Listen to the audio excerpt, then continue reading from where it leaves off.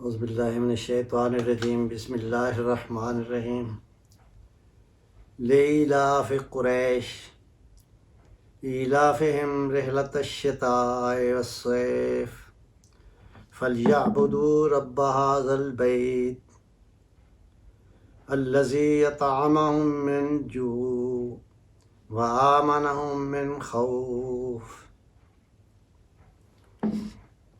حضرات، یہ قرآن حکیم کی سورت نمبر 106 ہے، تو آج ہم اس کا ترجمہ اور تھوڑی سی اس کی لغوی وضاحت بھی کریں گے، اور اس کا پس منظر بھی ہے، جیسا کہ اس کے نام سے ظاہر ہے۔ قریش، اس سورت کا نام قریش ہے۔ قریش مکے کا ایک مشہور خاندان تھا اور اب بھی ہے وہاں، جس خاندان میں آخری نبی حضرت محمد صلی اللہ علیہ وسلم پیدا ہوئے۔ تو یہ سورت قریش کے نام سے ہے کیونکہ اس میں قریش کا ذکر آیا ہوا ہے۔ اب قریش کا ہم نے دیکھنا ہے کہ قریش کسے کہا جاتا ہے۔ قریش ایک خاندان ہے جو حضرت اسماعیل علیہ السلام، جو حضرت ابراہیم علیہ السلام کے بیٹے تھے، ان کی اولاد سے اس کا تعلق ہے۔ حضور صلی اللہ علیہ وسلم کا بھی اسی خاندان کی شاخ بنو ہاشم سے تعلق ہے۔ تو حضرت محمد صلی اللہ علیہ وسلم کا سلسلہ نسب اس شخصیت پر جسے قریش کہا جاتا ہے اس طرح ہے۔ حضرت محمد صلی اللہ علیہ وسلم بن عبداللہ بن عبد المطلب بن ہاشم بن عبد مناف بن قصی بن کلاب بن مرہ بن کعب بن لوی بن غالب بن فہر بن مالک بن نضر بن کنانہ۔ تو مورخین کا خیال ہے کہ فہر بن مالک کو قریش کہا جاتا ہے، اور اسی کی اولاد جو ہے وہ قریش ہے۔ ان کا لقب تھا قریش، فہر بن مالک۔ لیکن دوسرے مورخین کا خیال ہے کہ فہر بن مالک نہیں بلکہ نضر بن کنانہ کو قریش کہا جاتا ہے، اور ان کی اولاد جو ہے وہ بعد میں آنے والی وہ سب قریش کہلاتی ہے۔ قریش کی مشہور شاخیں 12 ہیں، اور اس سے زیادہ بھی، لیکن مشہور جو ہیں وہ 12 ہیں۔ ان میں سب سے زیادہ مشہور بنو ہاشم ہے، کیونکہ قریش کی اسی شاخ سے آخری نبی حضرت محمد صلی اللہ علیہ وسلم کا تعلق ہے۔ خلفائے راشدین، ان کا بھی خاندان قریشی سے تعلق ہے، ان کی مختلف شاخوں سے۔ مثلا حضرت عثمان ہے، ان کا تعلق بنو امیہ سے ہے، وہ بھی قریش کی ایک بڑی مشہور شاخ ہے۔ حضرت ابوبکر صدیق کا تعلق قریش کی شاخ بنو تیم سے ہے۔ حضرت عمر فاروق کا تعلق قریش کی شاخ بنو عدی سے ہے، اور حضرت علی رضی اللہ تعالیٰ عنہ کا تعلق بھی بنی ہاشم سے ہے، جس شاخ سے رسول اللہ صلی اللہ علیہ وسلم کا تعلق ہے۔ ام المومنین حضرت خدیجہ ہیں، ان کا قریش کی شاخ بنو اسد سے تعلق ہے، اور رسول اللہ صلی اللہ علیہ وسلم کی والدہ ماجدہ ام المومنین حضرت آمنہ کا تعلق بھی قریش کی شاخ سے ہے۔ تو اس طرح یہ ہستیاں، جو مشہور ہستیاں اسلام کی گزری ہیں ابتدا میں، جن کے پاس خلافت بھی رہی، وہ سب قریش سے تعلق رکھتے ہیں۔ ایک روایت میں آتا ہے، جس کا ذکر کیا ہے روح المعانی نے، کہ کہا گیا حضور صلی اللہ علیہ وسلم سے منسوب ہے کہ رسول اللہ صلی اللہ علیہ وسلم فرمایا کہ قریش کی 7 خصوصیات ہیں۔ ایک تو ان میں نبوت ہوئی، رسول اللہ صلی اللہ علیہ وسلم آخری نبی خاندان قریش میں پیدا ہوئے، اور دوسرا یہ ان کی خلافت رہی، کافی عرصہ تک خلفائے راشدین کا بھی تعلق اسی خاندان سے ہے. پھر خاندان بنو امیہ ہے جو 90 سال تک تقریباً رہے، اس کا تعلق بھی. پھر خاندان بنو عباس ہے، ان کا تعلق بھی اسی شاخ سے رہا ہے. تو اس کے علاوہ اصحاب الفیل پر نصرت قریش کو حاصل ہوئی، اور پھر قریش اس واقعے کے بعد کہتے ہیں کہ 7 سال تک صرف اللہ کی عبادت کرتے رہے. بعد میں دوبارہ پھر ان کے اندر شرک ہوا. تو 571 عیسوی میں واقعہ پیش آیا تھا اصحاب الفیل کا. تو اس کا مطلب ہے اس کے بعد جو 7 سال تک خالص اللہ تعالیٰ کی عبادت کرتے رہے، پھر دوبارہ شرک کی طرف مائل ہو گئے. ایک ان کی خصوصیت ہے کہ ان کے نام پر یہ صورت ہے جسے ہم آج پڑھ رہے ہیں، قریش. اور ان کی خصوصیات میں یہ بھی ہے کہ یہ بیت اللہ کی نگرانی کرتے ہیں. ان کے پاس حجابت ہے، پھر ان کے پاس سقایا ہے، پانی پلانا، حاجیوں کی خدمت کرنا. تو یہ چند خصوصیات ہیں جس کے روایت میں ذکر کیا گیا جو حضور سے منسوب ہے کہ قریش کو یہ خصوصیات حاصل ہیں. تو آپ نے ابھی سنا ہے کہ رسول اللہ صلی اللہ علیہ وسلم کا خاندان ہے، ان کے جد امجد فہر بن مالک کی اولاد قریش کہلاتی ہے، یا پھر آگے نظر بن کنانہ ہے، ان کی اولاد کو قریش کہا جاتا ہے. تو یہ قریش پر اللہ تعالیٰ نے احسانات کا ذکر کرتے ہوئے اس صورت میں بھی کہا ہے لے الاف قریش، قریش کے الفت کرنے کی وجہ سے، قریش کی وابستگی کی وجہ سے، قریش کے مانوس ہونے کی وجہ سے. اس میں لفظ الاف جو ہے وہ قابل ذکر ہے. الاف میں نے ہے الفت کرنا، مانوس ہونا. الفت بھی اس کا مادہ الف اور الفت ہے. الفت تو آپ نے سنا اردو میں بھی استعمال ہوتا ہے، محبت، مانوس ہونا، کسی سے محبت کرنا. لے الاف مانوس ہونے کی وجہ سے، الفت کرنے کی وجہ سے، وابستہ ہونے کی وجہ سے. کس کے؟ قریش کے وابستہ ہونے کی وجہ سے، قریش کے الفت کرنے کی وجہ سے.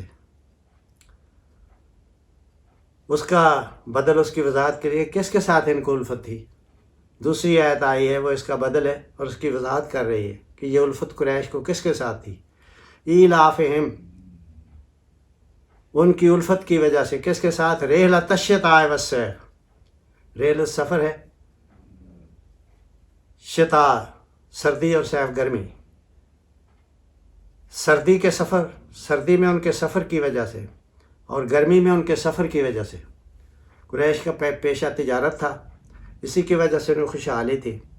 تو سردیوں میں یہ لوگ یمن کی طرف سفر کرتے تھے جو علاقہ قدر گرم ہے اور مکہ سے جنوب کی طرف ہے، اور گرمیوں میں یہ شام اور فلسطین کے علاقے کی طرف سفر کرتے تھے. اور سفر میں انہیں کچھ خطرہ نہیں ہوتا تھا کہ کوئی حملہ کرے گا، ورنہ اس زمانے کے اندر مسافروں کو لوٹ لیا جاتا تھا. سفر جو محفوظ نہیں تھے، چونکہ یہ بیت اللہ کے متولی تھے، خانہ کعبہ کے، ان کے پاس بان تھے، اس لیے ان کو کچھ نہیں کہا جاتا تھا. جہاں بھی سفر کرتے تھے، یمن کی طرف کرتے، یا شام یا فلسطین کی طرف، تو محفوظ رہتے تھے. لوگ جتنے جو ہیں وہ سمجھتے تھے کہ یہ قریش ہیں، خانہ کعبہ کے، بیت اللہ کے متولی ہیں، اس لیے انہیں کچھ نہ کہا جائے. تو بڑا ان کا محفوظ سفر ہوتا تھا. پھر نفع کما کر لاتے تھے جس پر ان کی زندگی کا گزارا تھا، ان کی یہ روزی تھی. تو یہ اللہ تعالیٰ نے انہیں یاد دلایا ہے کہ قریش کے الفت کرنے کی وجہ سے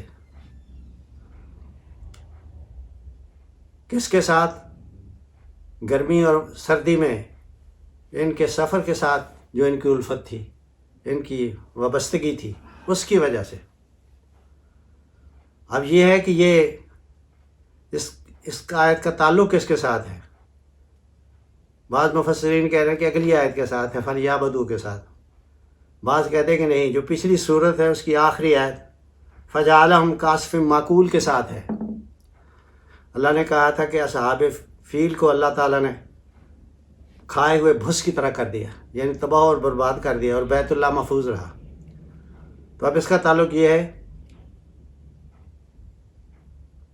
قریش کے مانوس ہونے کی وجہ سے یا قریش کے الفت کرنے کی وجہ سے، گرمی اور سردی کے سفر کے ساتھ الفت کرنے کی وجہ سے اللہ تعالیٰ نے اصحاب فیل کو تہس نہس کر دیا، کعصف معقول بنا دیا، کھائے ہوئے بھس کی طرح برباد کر دیا، اور بیت اللہ کو محفوظ رکھا۔ تو یہ بیت اللہ کی حفاظت اس کی وجہ سے ہے کہ قریش اس سے مانوس ہیں، اور سفر ان کا گرمی اور سردی میں اس سے مانوس ہیں، تو ان کی مانوسیت کو قائم رکھنے کے لیے اللہ تعالیٰ نے بیت اللہ کو محفوظ کیا دشمن کے حملے سے۔ فَلْيَعْبُدُوا رَبَّ هَٰذَا الْبَيْتِ، نتیجے کو اب ظاہر کرے گی۔ اس کے نتیجے میں انہیں چاہیے قریش کو کہ اس گھر کی عبادت کریں۔ تو یہ اللہ تعالیٰ نے یاد دہانی کرائی ہے کہ یہ سفروں میں اب محفوظ رہتے ہیں، آپ کو اس سے روزگار ملتا ہے، خوشحال ہے، حالانکہ مکہ ایک بنجر سرزمین ہے، اور پھر آپ کو امن بھی ہے، راستے میں کوئی ڈر نہیں ہوتا۔ یہ صرف بیت اللہ کی وجہ سے ہے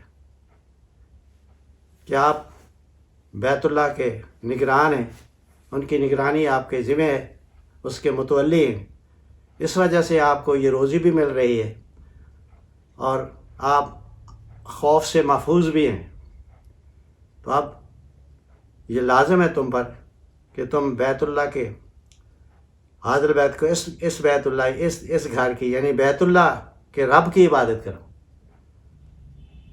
بیت اللہ کے رب کی وجہ سے تمہیں یہ تمام سہولتیں حاصل ہیں، سفر کی سہولتیں، محفوظ سفر کی تمہیں سہولتیں حاصل ہیں، اور پھر تمہیں امن بھی حاصل ہے، بے خوف ہو کر تم یہ سفر کرتے ہو۔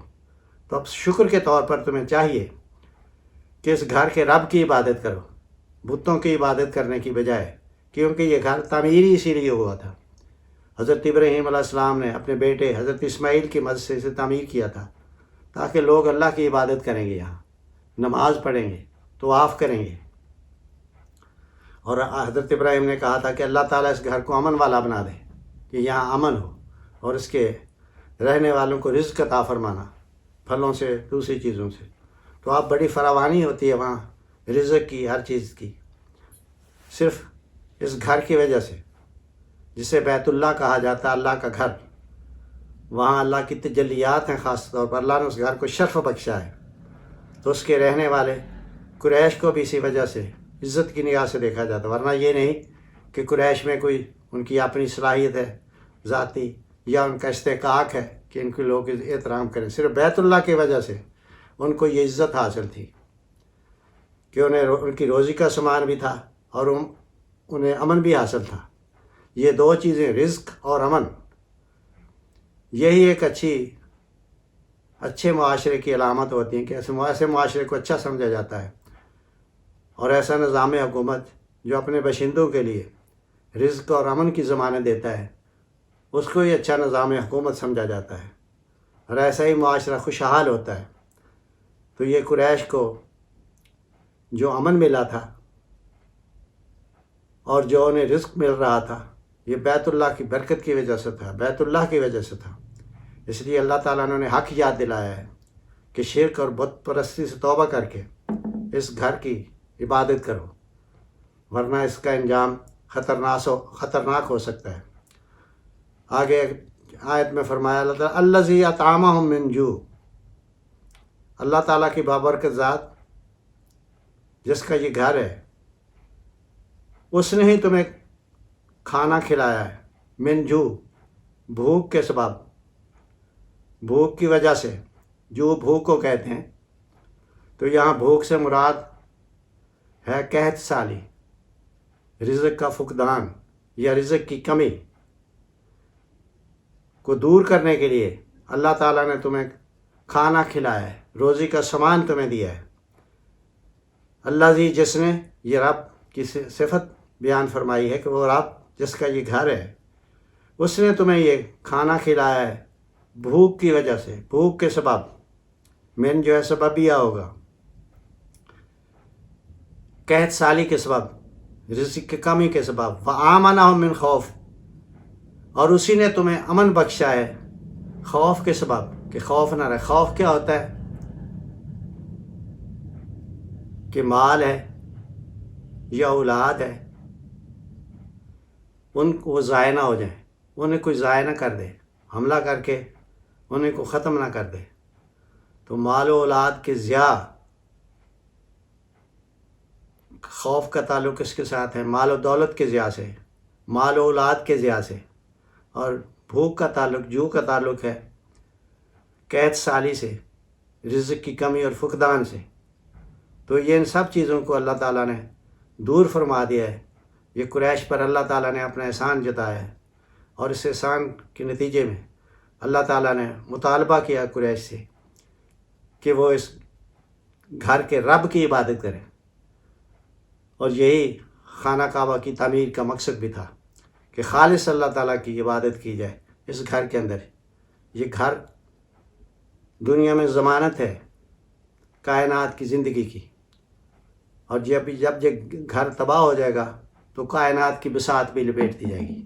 اس لیے حدیث میں آتا ہے کہ قیامت کے قریب ایک سیاہ رنگ کا حبشی حملہ کرے گا مکہ پر، اس کی ایک ایک اینٹ کر کے اس کو اکھاڑ دے گا، اور وہی پھر قیامت کا سال ہوگا۔